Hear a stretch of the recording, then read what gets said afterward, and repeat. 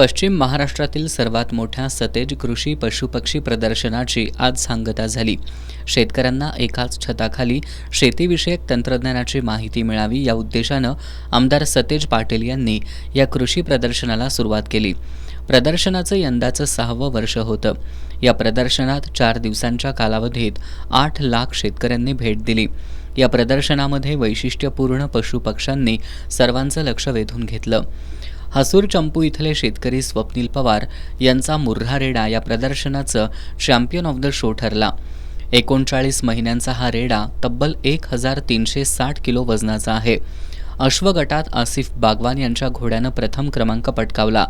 बेंतम शेळी गटामध्ये इनामून समाधान यांच्या शेळीनं तर बेंतम बोकड गटामध्ये अबूजर समाधान यांच्या बोकडानं प्रथम क्रमांक पटकावला।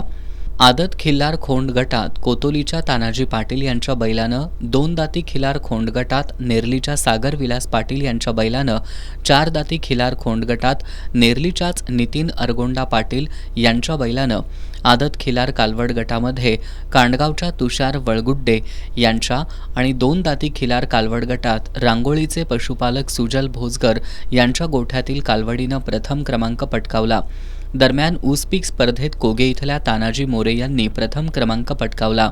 फळ स्पर्धेत नागदेववाडीचे प्रताप चिपळूणकर, भाजीपाला स्पर्धेत चिंचवाडचे प्रशांत घाटगे, फुलशेती स्पर्धेत राशिवडे बुद्रुकचे संजय तापेकर, कृषी प्रक्रियामध्ये चंदगड तालुक्यातील मांडेदुर्गच्या शिवमुद्रा शेतकरी गटानं प्रथम क्रमांक पटकावला।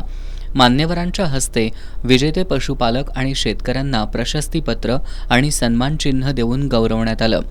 यावेळी जिल्हा कृषी अधीक्षक जालंधर पांगिरे, आत्माच्या प्रकल्प संचालिका रक्षा शिंदे, जिल्हा परिषदेचे पशुवैद्यकीय अधिकारी प्रमोद बाबर, गोकुळचे संचालक बाबासाहेब चौगुले, असोसिएशन ऑफ कोल्हापूर बी बियाणे, कीटकनाशके, रासायनिक खत व्यापारी कोल्हापूर संघटनेचे अध्यक्ष विनोद पाटील, धीरज पाटील, माजी जिल्हा परिषद सदस्य बाबासाहेब देवकर, कृषी विकास केंद्र समन्वयक जयवंत जगताप, कृषी उत्पन्न बाजार समितीचे संचालक सुयोग वाडकर, डॉक्टर सुनील काटकर, बिद्री कारखान्याचे संचालक अवी कांबळे आदी मान्यवर उपस्थित होते।